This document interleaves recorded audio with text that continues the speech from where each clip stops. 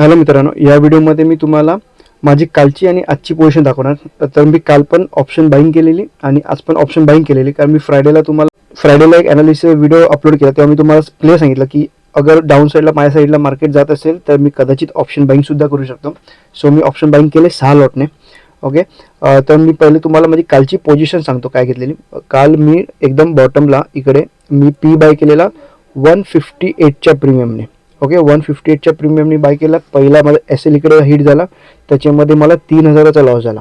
Okay, आणि मग second entry मी परत ह्या साईडला, कारण मार्केट वरती गेला त्याच्यानंतर इथून त्याने साईड येऊन थोडं वरती आला पाहिजे, त्याने परत तो डाऊन साईडला आला. तर इथे माझी परत एंट्री घेतली. सेम प्रीमियम 158च्या प्रीमियमला मी एंट्री घेतली आणि इथे येईपर्यंत मला बऱ्यापैकी प्रॉफिट 7000 रुपये मला प्रॉफिट दिसत होता. 7000च्या वरती दिसत होता. पण मी शेवटचा बघितला तेव्हा तो 7000 रुपये होता. आणि त्याच्यानंतर माझा त्याच्यामध्ये रिस्क फक्त 20 पॉईंटची होती आणि टार्गेट हा माझा 80 पॉईंटचा होता. आणि माझा फिक्स होता, जोपर्यंत मला 80 पॉईंट्स मिळणार नाही तोपर्यंत मी माझी पोझिशन आहे ती स्क्वेअर ऑफ नाही करणार. ओके ओके, माझा टार्गेट होता तो 238 होता आणि तो शेवटचा मी बघितला तो इथे आल्यावरती 231च्या आसपास आला. म्हणजे माझा फक्त जो टार्गेट आहे तो फक्त 7.9 वाचला. मग मी एक्झिट का नाही केली पोझिशन, कारण मी एक्झिट करतच नाही, कारण जोपर्यंत माझं टार्गेट कंप्लीट होत नाही 1:4चा तोपर्यंत मी माझी पोझिशन ही स्क्वेअर ऑफ करतच नाही. ओके, 80 पॉईंट झाला असतं तर ऑटो स्क्वेअर ऑफ झाला असता, कारण मी लावूनच ठेवलेला की 238 झाला की माझी position he automatically square of होऊन जाईल. पण इकडे आलं, त्याच्यानंतर मार्केटने हे रिव्हर्स घेतलं. त्यानंतर जो माझा पहिल्या एंट्रीमध्ये जो मला 3000 लॉस होता तो कव्हर करून मी तो दिवस मी कॉस्ट टू कॉस्टमध्ये एक्झिट केला. म्हणजे 7 ते 8,000 प्रॉफिट दिसल्यानंतर सुद्धा मी जी माझी पोझिशन आहे ही कॉस्ट टू कॉस्ट एक्झिट केली. ओके, फक्त आणि फक्त माझा टार्गेट कंप्लीट झाला नाही त्यामुळे. आणि आजची पोझिशन म्हणाल तर मी तुम्हाला पोझिशन दाखवतो. ऑलमोस्ट तुम्हाला इकडे खाली दिसत पण असेल 10,500चा प्रॉफिट झाला. तुम्हाला एक्झॅक्ट एंट्री सांगतो आणि स्ट्राईक प्राईस तुम्हाला नंतर सांगतो. तर मी इकडे तिसऱ्या कॅन्डलला मी इकडे एकदम एंट्री घेतली, कारण मार्केटने वरती यायचा प्रयत्न केला, त्याच्यानंतर मार्केट खाली आलं आणि परत त्याने त्या रेड कॅन्डलचा लो ब्रेक केला. ओके, त्यानंतर मला थोडा चान्सेस होते की मार्केट हे आपल्या साईडने जाईल. त्याच्यानंतर मार्केट हे क्विक खाली गेलं आणि मी इकडे कुठेतरी माझी पोझिशन आहे ती स्क्वेअर ऑफ घेतली. ओके, सो माझी एंट्री होती, मी तुम्हाला ते माझं पोझिशन दाखवतो. ओके, 255 24,550 मी पी बाय केलेला 170च्या प्रीमियमने आणि मी एक्झिट केली 240 रुपयाला.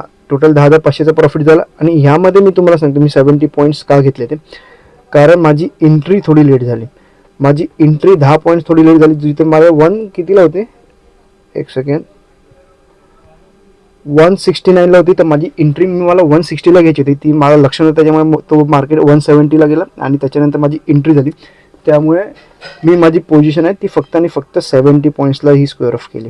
ओके, कारण त्याच्यानंतर मार्केट समजा ते काही कॅल्क्युलेशन असतं, त्याच्यानंतर समजा मार्केट रिव्हर्स झालं, कारण एक्झॅक्ट त्याने 230च्या नंतर 240च्या नंतर त्याने एक बऱ्यापैकी रिव्हर्स घेतला. तर सायकोलॉजी चेंज होण्यापेक्षा आपला जो फिक्स आहे जे कॅल्क्युलेशन आहे त्या कॅल्क्युलेशनवरती एक्झिट केलेलं बरं. तर काल पण मला 70 पॉईंट्स मिळताना मी एक्झिट नाही केला आणि आज 70 पॉईंट्स मिळाले. तर टोटल आज मला 10,500चा प्रॉफिट ऑप्शन बाईंगमध्ये झाला. आणि मी रिक्स रिवॉर्डवरती एवढा भर का देतो ते तुम्हाला सांगतो, कारण समजा आज मला 10,500 प्रॉफिट झाला, म्हणजे आपण राऊंड नंबर 10,000 पकडू, काल समजा 9,000 प्रॉफिट झालं तर माझ्याकडे टोटल हे समजा 20,000 रुपये माझ्याकडे प्रॉफिट राहिलं असतात. तर त्याच्यामध्ये मला रिस्क घ्यायला मी किती वेळा एस एल घेऊ शकतो, 3,000चे 7 वेळा मी इझिली एस एल घेऊ शकतो. 7 किंवा आपण 6 वेळा हे इझिली एस एल घेऊ शकतो.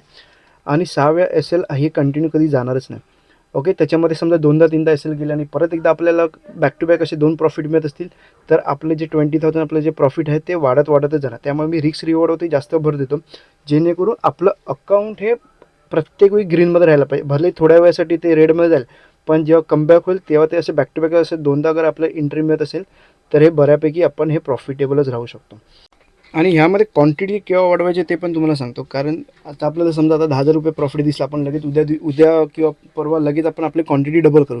पण तसं नसतं करायचं. क्वांटिटी केव्हा डबल करायचे, जोपर्यंत हा पूर्ण महिन्यामध्ये आपल्याला याच्यापेक्षा डबल प्रॉफिट होत नाही. समजा आता जोपर्यंत मी 6 लॉटने करतो, 6 लॉटमध्ये मला समजा मंथली अगर 20,000 मला प्रॉफिट मिळत असेल तर त्यानंतर मी त्याच्यानंतर 6 नंतर मग मी 8 करेन, 8 नंतर मग मी 10 करेन, असे हळू वाढवायचे असतात. आता डायरेक्ट आज 10,000 रुपये प्रॉफिट झालं तर उद्या पण डायरेक्ट 10 किंवा 8 क्वांटिटी नाही ट्रेड करायचाच नाही. त्याच्यामुळे आपली मनी मॅनेजमेंट परफेक्ट राहत नाही. आणि त्याच्यामध्ये समजा 8 लॉटवरती आपल्याला अगर एस एल जात असेल तर आपली जी सायकॉलॉजी ती चेंज होऊ शकते. ओके, त्यामुळे क्वांटिटी आहे ती स्टेप बाय स्टेप वाढवायची, जेणेकरून आपलं पहिलं 1 महिना आपण आपल्या साईडला प्रॉफिटेबल राहायला पाहिजे. अगर 1 मंथ आपलं प्रॉफिटेबल राहत असेल तर त्याच्यानंतर आपल्याला 25% to 30% आपण आपली क्वांटिटी आहे ती इन्क्रीज करू शकतो. आणि लेस क्वांटिटी कधी करायची, आता मी तुम्हाला सांगतो, मी माझी क्वांटिटी उद्या थोडी कमी करेन. अगर उद्या मी ऑप्शन बाईंग करत असेल, डाऊन साईडला जात असेल तर मी क्वांटिटी हाफ करीन. अगर वरच्या साईडला जात असेल तर पीईमध्ये सुद्धा मी माझी क्वांटिटी आहे ती हाफ करू शकतो.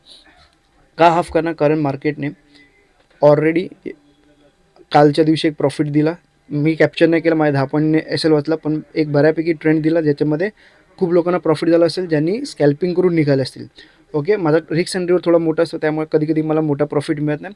त्यामुळे हा प्रॉफिट मी प्रॉपर कॅप्चर नाही करू शकलो, 10 पॉईंटने वाचला आणि आजच्या दिवशी एक बऱ्यापैकी मोमेंटम झाली. ओके, सो मी उद्या क्वांटिटी हाफ का करणार? कारण ऑलरेडी 2 दिवस अगर मोमेंटम होत असेल तर उद्याच्या दिवशी एक साईडवेज भरे मग फ्लॅट ओपन होऊन अगर जात असेल तर थोडं साईडवेज व्हायचे चान्सेस जास्त असतात. त्यामुळे समजा मार्केट जात असेल तर आपण एंट्री घ्यायची. प्रॉफिट आलं तर चांगलीच गोष्ट, पण नाही आलं तर आपला जो एस एल आहे तो एक कमी असेल, एक मिनिमम एस एलमध्ये आपण निघू शकतो. आणि गॅप ओपन झाला तर मी पी सेल करू शकतो, जेणेकरून हे मार्केट कुठे मोमेंटम होणारच नाही. त्यामुळे इथे वरच्या साईडला जात असेल तरी मी हाफ क्वांटिटी करीन, डाऊन साईडला जात असेल तरीसुद्धा मी एक हाफ क्वांटिटीच करीन. ओके, कारण उद्या एक मोठी मोमेंटम याचे चान्सेस थोडे कमी आहे, पण जात असेल तर आपण एंट्री घ्यायची. प्रॉफिट आला तर ठीक आहे, प्रॉफिट नाही आला तर आपल्याला एक मिनिमम लॉसमध्ये आपण ही पोझिशन एक्झिट करू शकतो. ओके, आणि अगर तुम्ही आत्ता पण बघत असाल तर मार्केट हे बऱ्यापैकी खाली जाते. आणि जो मी लेवल ऑलरेडी मी ॲनालिसिसमध्ये सांगितलं की मार्केट अगर त्या लेवलच्या खाली जात असेल तर माझ्यासाठी हे बेरिशच आहे. ओके, कारण मी जसं मी सांगितलं की ह्या रेड कॅन्डलच्या खाली मार्केट जात असेल तर मार्केट माझ्यासाठी बेरिश, आणि बरोबर त्याने तिकडेच एक रेजिस्टन्स फेस केला आणि त्याच्यानंतर मार्केट हे परत एक डाऊन साईडला आलं. ओके, आणि मी ऑप्शन सेलिंग का नाही केले त्याचं तुम्हाला एक रिझन सांगतो. कारण ऑप्शन सेलिंगसाठी माझ्यासाठी मोमेंटम करणं गरजेचं आहे. कारण मी एक ॲनालिसिस केलं की मार्केट अगर ह्या लेवलच्या वरती जात असेल तर मी पी सेल करीन, आणि समजा ह्या लेवलच्या खाली जात असेल तर मी ऑलरेडी सांगितलं मी कदाचित ऑप्शन बाईंगसुद्धा करू शकतो. फक्त इकडे मी पोजिशनल केलं असतं आणि ह्या साईडला मी कदाचित इंट्राडेच केलं असतं. अगर सेलिंग केलं असतं तर इंट्राडे केलं असतं, पण अगर ऑप्शन बाईंगमध्ये अगर एक चांगला प्रॉफिट मिळत असेल तर ऑप्शन बाईंग करायला सुद्धा काही हरकत नाही. ओके, आणि आता ॲनालिसिस करायचं म्हटलं तर अजून मार्केटला बंद व्हायला अजून ऑलमोस्ट 1-1.25 तास आहे. तर आता करून उपयोग, आणि संध्याकाळी अपलोड नाही आला तर उद्या सकाळी 8 वाजता नक्की अपलोड होईल, जेणेकरून तुम्हाला मार्केट चालू व्हायच्या आधी तुम्हाला ॲनालिसिसचा व्हिडिओ नक्की मिळेल.